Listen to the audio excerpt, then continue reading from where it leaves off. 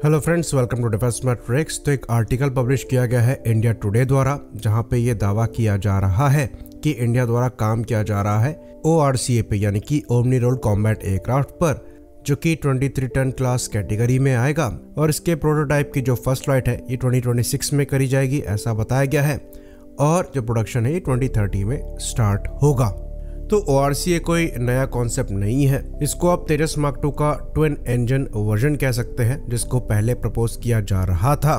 जिसके बाद twin engine deck based fighter आया, यानी कि TED-BF आया, जो कि एक फ्रेश डिजाइन था और ये खाली नेवी के लिए ही बनाया जा रहा है।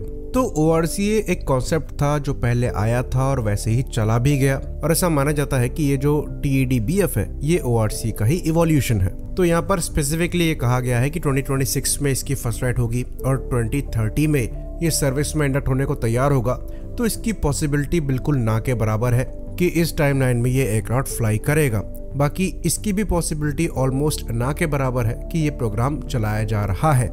तो हमारे दो मेन प्रोग्राम चल रहे हैं एयरफोर्स के लिए, तेजस मार्क 2 का और दूसरा AMCA का। और एयरफोर्स ने इन्हीं दो प्रोग्राम में इंटरेस्ट दिखाया है।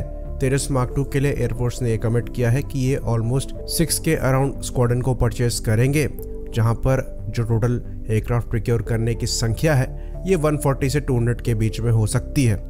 वहीं पर बात करें AMCA को लेकर, तो एयरफोर्स का ये कमिटमेंट है कि ये 7 के अराउंड स्क्वाड्रन AMCA के प्रोक्योर करेंगे। उसके बाद एयरफोर्स का जो फोकस है ये MRFA कंपटीशन में है, जिसके अंतर्गत 114 एयरक्राफ्ट एयरफोर्स को प्रोक्योर करने हैं। तो ORCA का कोई रूम यहाँ पर रह नहीं जाता है। हाँ, ये पॉसिबिलिटी जरूर होती कि अगर तेजस मार्क 2 को डेवलप ना किया जा रहा होता तो ORCA के लिए एक रूम जो है यहाँ पर बचता, या फिर अगर MRFA कंपटीशन के अंतर्गत कोई दूसरे एयरक्राफ्ट नहीं देखे जा रहे होते तब भी ORCA के लिए रूम बचता। लेकिन एयरफोर्स ये गलती नहीं करेगी।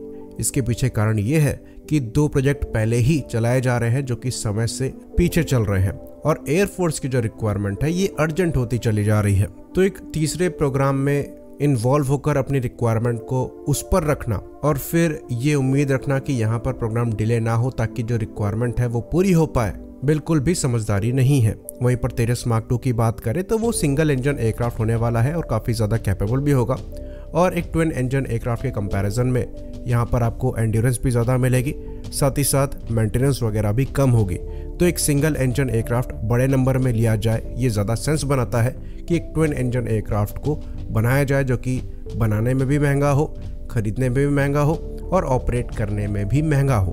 तो इस चीज़ का एग्जाम्पल मौजूद है कि US जैसी एयरफोर्स भी F-16 और F-35 जैसे एयरक्राफ्ट्स को बड़े नंबर में ऑपरेट करती हैं, क्योंकि आजकल जो सिंगल इंजन एयरक्राफ्ट है ये ज़्यादा रिलायबल हो गए हैं। तो जो सर्वाइबिलिटी फैक्टर है ये अब उतना बड़ा डिफरेंस नहीं है जितना पहले हुआ करता था।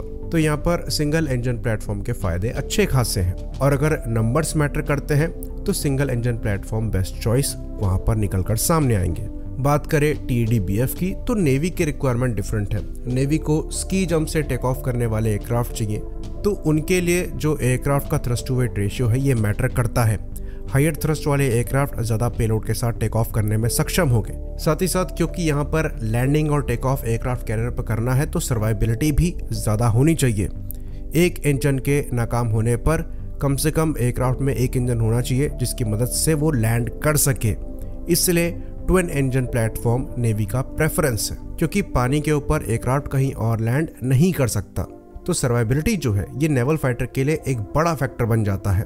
तो नेवी के लिए एक ट्विन इंजन फाइटर सेंस बनाता है। बाकी HAL की बात करें तो HAL का फोकस HLFT-42 पर ज़्यादा है ORCA के कंपैरिजन में, क्योंकि उसका एक्चुअल पोटेंशियल एग्जिस्ट करता है इंडियन एयरफोर्स के लिए भी और एक्सपोर्ट के लिए भी। बाकी ऐसा हो सकता है कि फ्यूचर में जब Su-30 MKI को रिटायर करने की बात हो और उस काम के लिए हम एक 4.5++ जनरेशन का एयरक्राफ्ट देख रहे हो, तो हो सकता है TED-BF का ही एक एयरफोर्स वाला वर्जन बना दिया जाए।